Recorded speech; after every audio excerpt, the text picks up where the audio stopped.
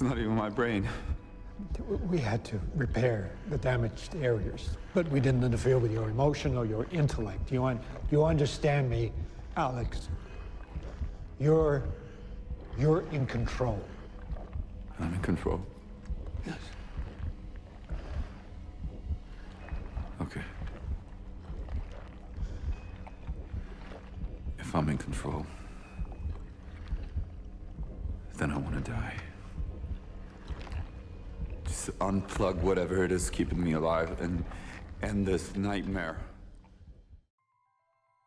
Welcome to Film and Page. I'm Dominic, and in this video I'm going to be talking about the 2014 film Robocop, starring Joel Kinnaman as Alex Murphy, Gary Oldman as Dr. Dennett Norton, Michael Keaton as Raymond Sellers, Abby Cornish as Clara Murphy, and Samuel L. Jackson as Pat Novak.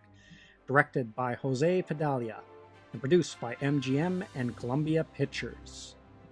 So before I get into the film, I'll give a quick plot summary. So this might contain mild spoilers. Now, if you've seen the original Robocop, it's basically the same plot. Pretty much the exact same plot. So the movie starts off and we follow a dedicated policeman, Alex Murphy. Him and his partner are trying to bust up a group of arms dealers that's selling guns on the streets. Unknown to them, they are actually in cahoots with two other cops who are completely corrupt and crooked. So after Murphy's partner gets wounded and taken out of action, the gun runners collude with the police officers to get Murphy out of the picture because he's getting too close to him. So then Murphy's car at his home is rigged to explode, and so as he leaves his house to go away in his car, the car explodes. He's really messed up bad. And then the OCP company takes him and turns him into Robocop. Now, in this version, the OCP is headed up by Raymond Sellers, which is played by Michael Keaton. And they want to start putting Ed 209s because they are in this version. There's already a bunch of Ed 209s and other like not humanoid looking robots, but other robotic soldiers and stuff that they've been using all over the world to fight wars. But there is a group of politicians, there is a group in the United States headed by one politician, one senator, that they don't want this on American streets. So they actually have a piece of legislation in place that no robotic machines can carry out police enforcement in the United States. So the OCP is trying to find a way around this legislation. So they figure, well, if we make a cyborg, technically he's not a robot, he's a cyborg. We put him on the street, and that would change public opinion around enough that we can actually get rid of this legislation and get the rest of our robots out there as well and make a bunch of money. And so that's how they get Alex Murphy, and then the story kicks off from there. So that is the plot in a nutshell. So now I'm going to talk a little bit about my background with the original Robocop. So the original Robocop is like one of my favorite action movies from the 1980s. I can remember seeing previews of it late at night while I was watching CBC television. It was a news segment. My dad would always watch The National that came on late at night. And they would always have like a segment kind of at the end after they told all the serious news. They would kind of end the show with an entertainment section where they would preview and talk about some newer movies. So one of the movies they showed was Robocop. So I knew this was coming up, so I kind of sat through all the boring stuff that I thought was really boring as a kid, all the news segments, until you got to the entertainment part. And then they showed the scene of Robocop doing battle with the Ed 209 and the Ed 209 throwing him through the double doors and stuff like that. And I thought this looked so cool and could not wait to see this movie. When I finally got to see it, I absolutely loved it. And I've watched it countless times over the years. And even the second one, part 2, I thought was a really solid sequel to the first one. It's not as good as the first one, but I really actually like that one too as well. I think that one has a pretty solid villain. I like the whole how they introduced Nuke into it and all that kind of thing. And I thought it was a pretty good solid up. The third one, I might have seen it once, and I didn't like it at all. I'm only, I think I don't even know if I've seen the thing the whole way through, but it was bad. I thought it was really bad. And by that point, the whole Robocop thing had just burned itself right out. And of course, there was toys, animated series, and stuff like that, and even a short-lived TV show, which I never did see the TV show.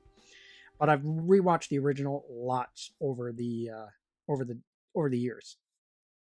And I remember when this got announced that they were remaking Robocop, and I knew it was going to be terrible as soon as they announced it, because they said, "Oh, we're going to remake Robocop. It's going to be PG-13." Right then and there, PG-13 Robocop just doesn't work. The original was a restricted R-rated movie, had lots of violence and gore, and it had some nudity in it. The movie had teeth, which this one, it was just like a watered-down, neutered version of the original. So as soon as they announced it, I said, I'm not going to even bother seeing this in the movie, because I had seen another movie that came out not too long before Robocop, and that one bombed too, so I don't know why they remade Robocop. And it was actually another Paul Verhoeven film, the same director that directed the original Robocop. He did Total Recall, and they remade that shortly before the Robocop film came out.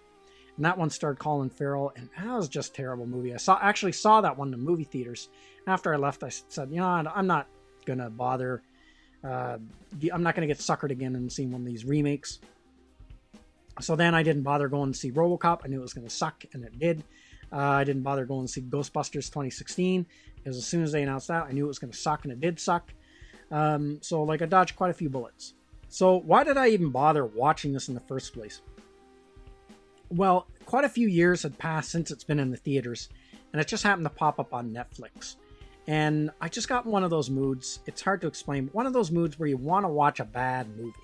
I was just in that mood. I want to watch a crappy movie tonight. I don't want to watch anything that's really good, or I just want to watch a train wreck. Now, the movie I originally wanted to watch was the latest Predators movie that came out, because I haven't seen that one yet. That was another one I didn't bother seeing in the movie theaters, because I knew that one was going to be really bad. And they're actually making another Predator, I heard, believe it or not.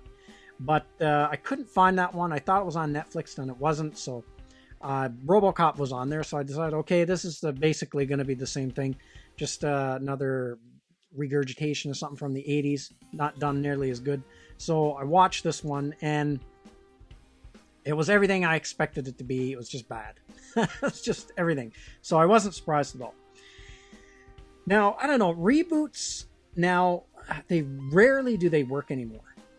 And sometimes they try to do it sneaky, where they kind of do like what they call a soft reboot. Star Wars The Force Awakens was a soft reboot of A New Hope, but it was still like a sequel. So they're trying to get their cake and eat it too. And as much as they say it's Prime Universe, I think Discovery and all the new era of Trek is basically a soft reboot of the Star Trek universe, in my opinion. As they treat it like a reboot, but they say it's Prime. Now, reboots, in my opinion, like they rarely work, because right away, and the reason why I think they don't work is because right away they're going to fail, because they're going to be compared to the original right off the bat, and they just can't recapture what the original was. It's like, if something's not broke, don't bother fixing it. And I don't know how many other people remember this, but they're all called reboots now when they do this. So, we're going to reboot this, we're going to reboot that. But remember when they used to be called remakes? Remember when people used to do remakes of movies? So like, the reboot thing isn't new. It's been going on, but they used to call them remakes. And back in the day, they used to actually work. And I'm going to give one example. Like David Cronenberg's The Fly. I love that movie. And that is a remake of another movie. The original Fly, I think, came out in either the 50s or 60s. And I think the reason why they worked back then a lot better is because I think a few reasons. One is because you couldn't access movies back then the way you can now. Because when all those movies came out, like The Fly and the original King Kong and all those kind of things, when they came out, once you seen them in theaters, that was it. You never saw them, and it took years for them to get in, for TV stations to get the rights to replay them. So you would go years without seeing them until they popped up on television years later. So you didn't have the access to your favorite movies like you do now. So I think that has something to do with it. So people didn't probably have that same attachment to their films. But not only that, I think in a lot of ways, as far as special effects go, I think special effects really peaked in the 80s. Like it really made if you look at something that was made in the early 60s and the 50s compared to something made in the 80s, there's a big jump there.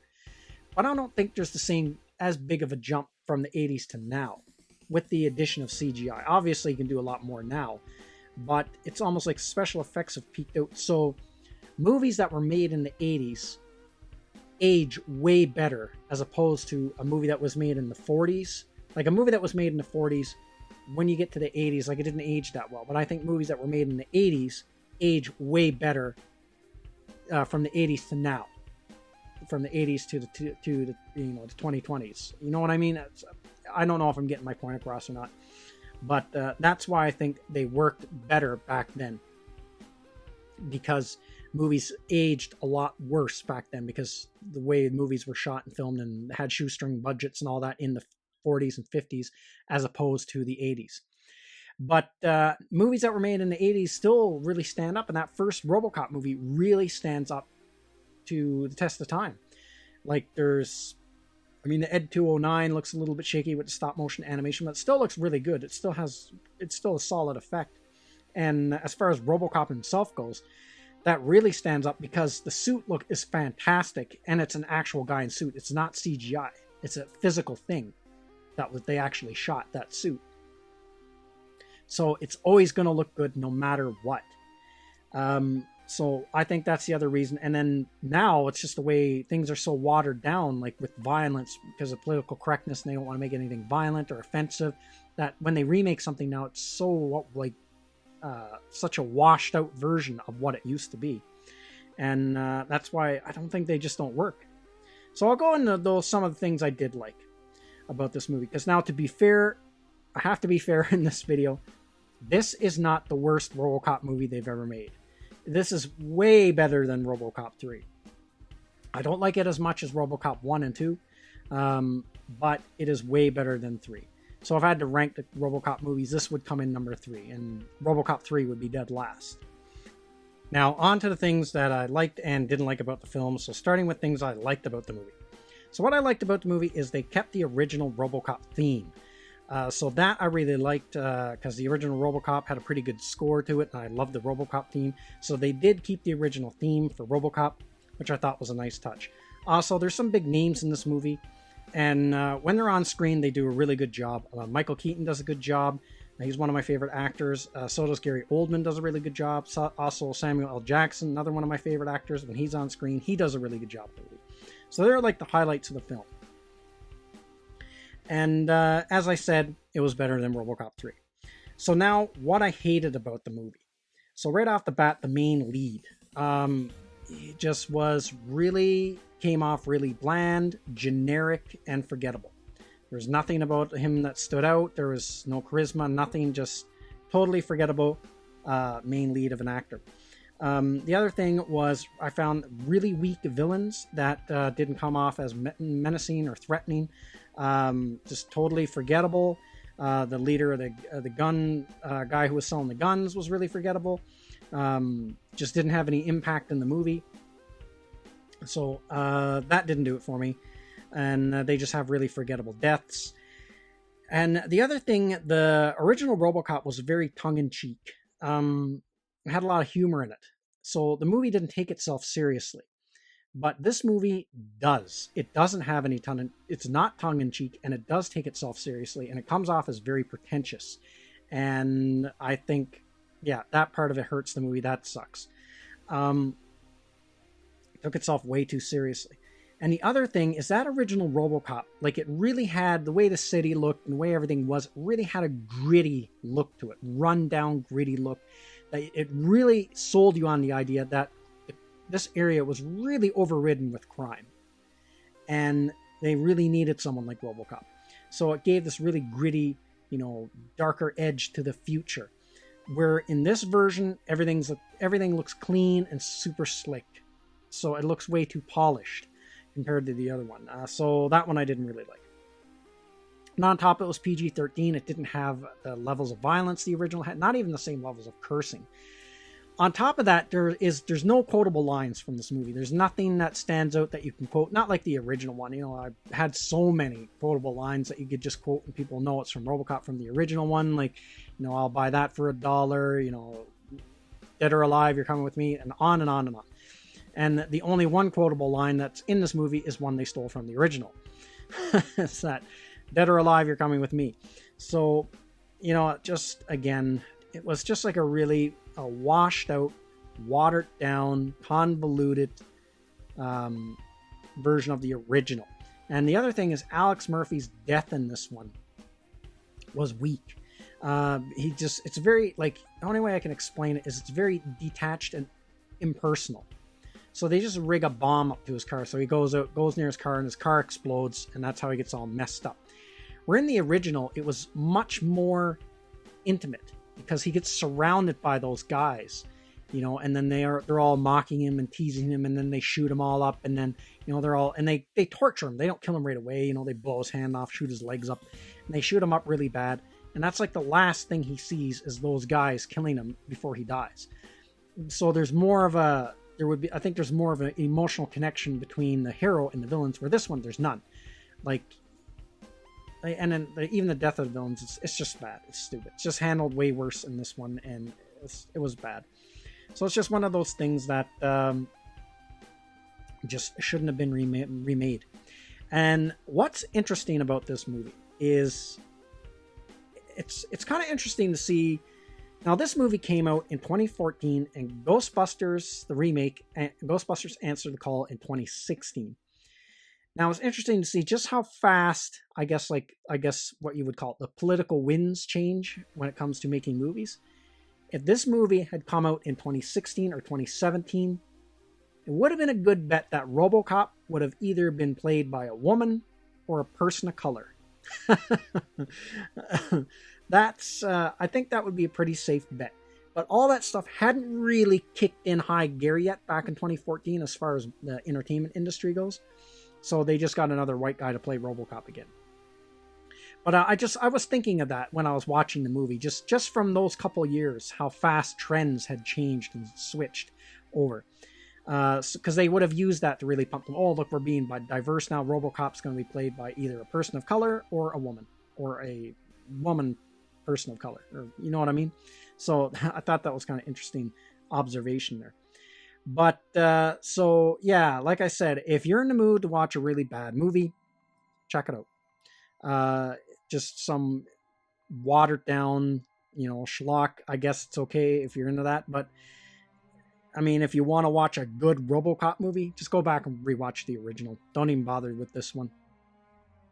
And the other thing I'll quickly talk about is, I guess, the actual score of the film is completely forgettable, with the exception of them bringing back the Robocop theme. So yeah, and the other thing, even just the design of Robocop doesn't stand up. Like, I think the design of the original Robocop is superior to the design of the remake. I don't like him going with the all-black tactical. I like the silver and the black from the original, which they go with in this one. Eventually they get there, but they go with this all-black tactical look for him. And the other thing that really drove me nuts about this Robocop design is they kept one human hand. Like that just drove me insane. Like, that's just like a weakness, a weak spot. Like, that could get shot off, or an Ed 209 could crush his hand or something. Like, that's all that kept going through my mind. Like, it's just a weak point. You got one, you know, really powerful robotic hand, and then you're stuck with another one that's human. I'm guessing it's human, or unless it's supposed to look human and it's actually robotic underneath. I don't know. But as far as design looks go, it didn't work for me. So yeah, it's just another one of those in a long list of soulless, washed out, quick cash grab. Hopefully we can make some money out of this, playing into people's nostalgia. Just terrible reboots. That was came out, bombed, and for whatever reason, Hollywood just doesn't learn. So that's everything I got to say in this video. Let me know what you think in the comments section, and I will see you at the next one.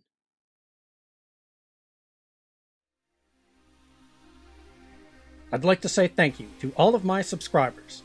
I appreciate you all in helping this channel grow. If you're new to the channel, don't forget to like, share, and subscribe.